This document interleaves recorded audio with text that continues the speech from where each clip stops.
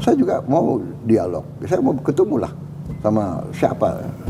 Mari kita bahas ya kan. Mungkin tidak usah di publik ya. Tokoh-tokoh yang Indonesia gelap. Yeah. Pertama saya bicara pasar modal dulu. Pasar modal itu adalah pasar. Ya. Pasar saham. Pasar saham itu dipengaruhi oleh mekanisme pasar. Kadang-kadang naik, kadang-kadang turun, ya kan? Ada siklus, dan itu berjalan. Orang yang masuk pasar saham, dia tuh cari untung secepat-cepatnya, ya. Ini kalau kita bedakan dengan direct investment, bedanya adalah ini cari untung cepat. Kalau ini dia punya rencana, saya bikin pabrik. Bahan bakunya ini, bahan baku boksit lah, nikel lah, bahan baku batu bara lah. Ini bahan baku, ini pabrik, ini distribusi, marketing, ini untung saya. 5 tahun, 10 tahun, 30 tahun. Ya. Jadi kita bedakan. Nah, kalau saya lihat fundamental kita kuat, ya. Apa yang terjadi di pasar saham, kita punya kekuatan dan kita akan investasi. Ya. Orang selalu bicara kalau pasar saham jatuh, kalau pasar saham naik, orang diam. Iya kan? Waktu sempat berapa hari yang lalu kan turun. Wow, ya kan? Ekonomi Indonesia kacau, gelap, Prabowo gagal, bla bla bla. Begitu berapa hari naik lagi, diam, nggak ada yang komentar. Sekarang pasar saham di Amerika merah, turun, jauh sekali. Tapi pandangannya Trump, oh enggak, ini iya, tapi pada saatnya akan naik lagi, gitu. Karena dia melakukan hal-hal yang dia anggap memperkuat ekonomi Amerika. Ya, ini jawaban saya soal pasar modal. Jadi makanya saya tuh nggak terlalu takut sama pasar modal. Ya, karena Indonesia punya kekuatan itu. Yang kita sadar ya, kita jangan punya rasa rendah diri. Kita kayaknya diprogram bangsa kita, elit kita juga, bahwa kita ini lemah, kita kalah, kita ini dijajah, kita ini hebat gitu. Loh, kita hutang besar, hutang kita dibandingkan dengan banyak negara, hutang kita salah satu yang secara perbandingan itu terkecil di dunia. Hanya 4-5 negara lebih kecil dari kita. Iya kan? Inflasi kita terendah di dunia. Orang-orang ingin belajar bagaimana Indonesia mengendalikan inflasi. Anda lihat inflasi Turki 44%. Dia udah hebat ini, dia turun dari 85%. Argentina 117%, dia udah turun. Nggak tahu 300% dia. Jadi kita ini harus jangan terlalu takut bahwa dunia ini tidak baik-baik saja. Kita penuh dengan kesulitan.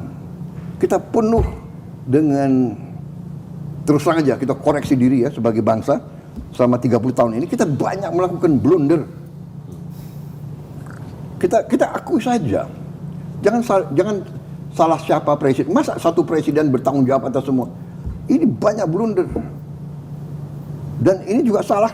Saya juga, hey para teknokrat, hey para profesor, hey para guru besar, kenapa kau tidak koreksi? Kenapa kau tidak ingatkan pada saat dilakukan penyimpangan, pada saat dilakukan blunder, ya kan, yang macam-macam lah kita bisa uraikan, ya. Jadi itu satu. Nah, kedua, masalah Trump. Ya, nah masalah Trump ini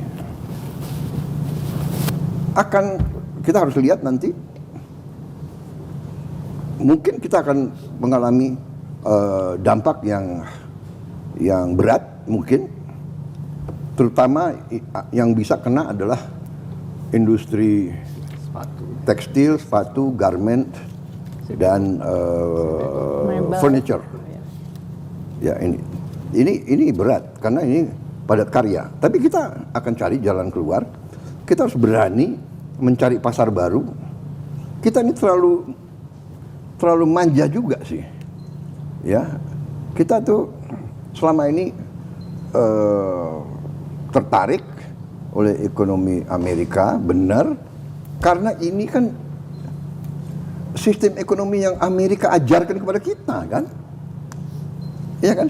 Free market, benar nggak? Globalization, iya kan? There are no borders. Mereka ajarkan kepada kita. Kita murid yang setia. Ya kan? We follow what they teach us. All the time. The 60s, the 70s, the 80s, the 90s, 98, 99, kita ikut IMF. Paling setia, paling loyal.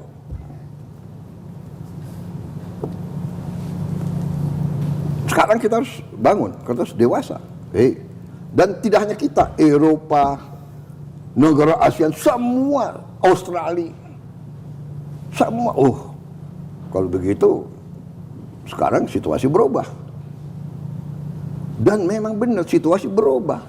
Dan itu yang saya sudah ingatkan, bertahun-tahun saya ingatkan. Tolong buka rekam digital saya, rekam jejak saya. Saya sudah ingatkan. Saudara-saudara sekalian, Indonesia harus berdiri di atas kaki kita sendiri. Tapi orang bilang, retorika. Tidak, saya dari dulu. Saya dari dulu memperjuangkan, saya sudah sadar, saya sudah mengerti bahwa suatu saat nobody is going to help us. Tidak ada yang akan bantu kita kecuali diri kita sendiri. Dan ini realita. Tidak ada yang bantu India, tidak akan ada yang bantu Vietnam, tidak akan. Setiap negara harus mengurus dirinya sendiri. Tapi, banyak orang mengatakan juga bahwa Amerika memaksa semua negara untuk cari pilihan lain. Nanti Kanada sudah mengatakan. Ya. Anda baca, Anda dengar pidatonya Perdana Menteri Kanada. Ya. Kalau Amerika tidak memimpin, Kanada akan memimpin. Bayangkan. Kanada nanti sama Eropa Barat, ya kan? Saya akan berangkat juga ke Eropa awal Mei. Saya akan ketemu Perdana Menteri Anwar nanti sore. Kita koordinasi. Kemarin Menteri Menko Perekonomian Pak Airlangga dari Kuala Lumpur koordinasi. Nanti menteri-menteri ASEAN juga akan koordinasi. Dan kita terus hubungan negosiasi. Saya akan kirim Pak Airlangga ke Washington. Kita sudah punya kontak dengan tokoh-tokoh di Washington. Kita akan diskusi. Negosiasi? Untuk negosiasi? Ya, kita akan negosiasi. Kita bilang, loh, tapi satu hal yang saya ingin sampaikan. Amerika sebenarnya punya hak. Ya. Karena dia ingin membela kepentingan nasional dia. Ya kan? Bayangkan negara-negara lain punya surplus $300 miliar, $200 miliar, $100 miliar, ya kan? Benar nggak? Ya, dibenarkan oleh WTO juga. Iya kan? Kita ini termasuk surplus yang kecil, tidak terlalu besar, $18 miliar. 17 ya, tapi maksud saya juga ya, pengusaha-pengusaha kita juga harus istilahnya punya long term planning, ya, dan tidak tergantung kepada satu pasar yang enak. Iya kan? Iya kan? Iya. Kita harus berani. Kenapa kita tidak ke Afrika? Diversifikasi. Afrika itu the new emerging market of the world. Afrika loh. Jumlah penduduknya besar, resources-nya banyak, ya kan? kebutuhannya banyak, ada pengusaha-pengusaha kita yang berani ke Afrika, ya kan? Benar nggak? Salim Group, dia di mana-mana di Afrika itu. Mereka sekarang hobinya makan Indomie. Dan mereka kira Indomie itu makanan mereka itu. Kayak spaghetti, jatuhnya mengganti spaghetti. Ada di Nigeria, Ethiopia, di Turki, Tanzania. di Mesir. Jadi we have to look for new market, benar nggak? Yang kita concern hanya memang apa itu garment, sepatu, ya kan? Itu yang dua concern. Tapi, nah ini bagian ya. Makanya masalahnya adalah kita harus berani dan saya bertekad untuk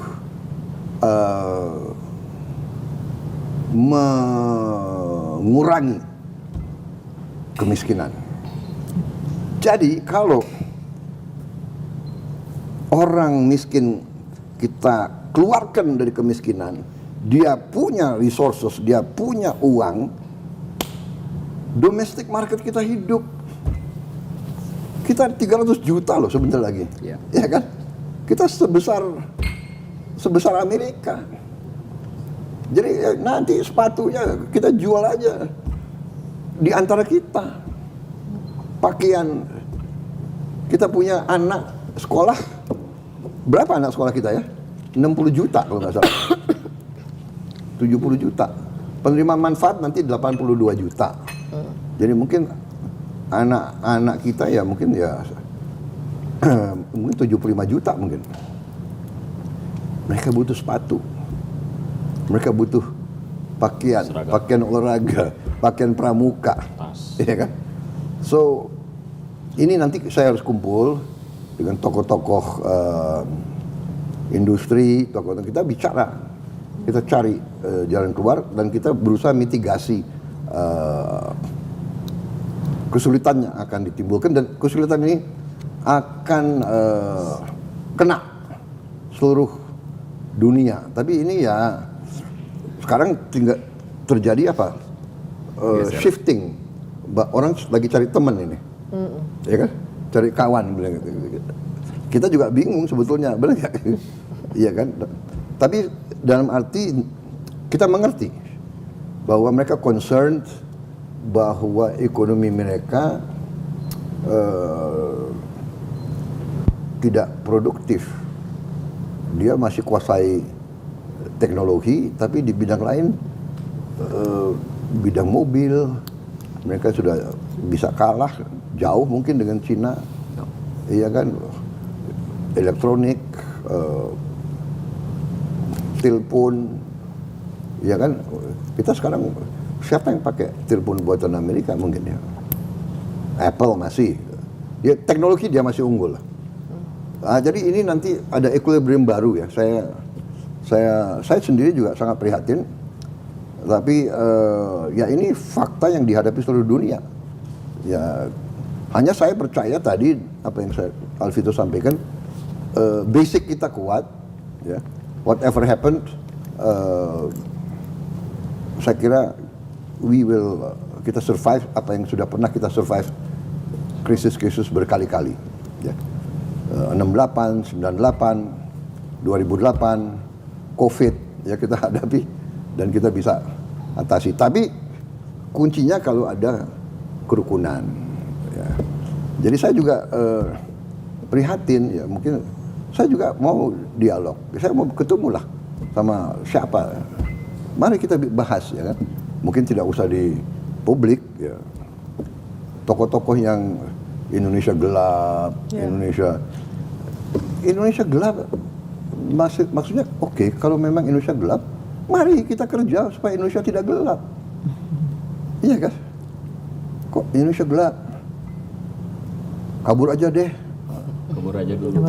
Kabur aja dulu deh, ya kan? Habis itu Jokowi salah, Prabowo goblok. Ini tidak mengatasi, iya kan? Apa? Mana? Ini saya bikin hitam atas putih. Ya. Saya mau kirim lah nanti. Kalau saya mau kasih makan ke anak yang lapar, what is wrong with that? Saya kampanye ke desa-desa. Saya lihat anak ini umur 5 tahun. Saya tanya, enggak, dia 10 tahun. Badannya 5 tahun, kecil. Stunting. Stunting kita ini sekian puluh persen, Mbak Uni. What do we do?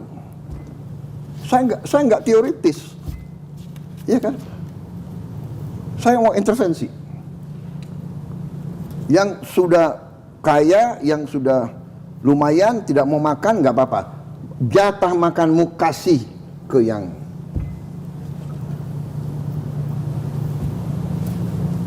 Ini sesuatu yang tidak bisa saya terima di hati saya. Ada anak dikasih makan, telurnya dipotong, dibungkus. Guru, kenapa? Untuk adik saya di rumah. Ada anak dikasih bingkis, dikasih tidak makan. Kenapa? Ibu saya di rumah. Di rumah nggak ada nasi. Dia bicara dengan tidak sedih. Dia bicara, ini tidak bisa terjadi. Saya nggak terima.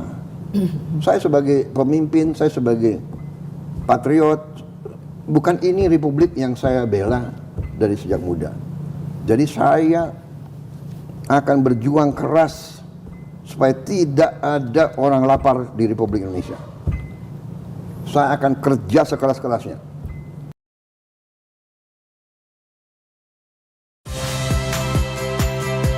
Saya Friska Clarissa. Saksikan program-program Kompas TV melalui siaran digital, pay TV, dan media streaming lainnya. Kompas TV, independen, terpercaya.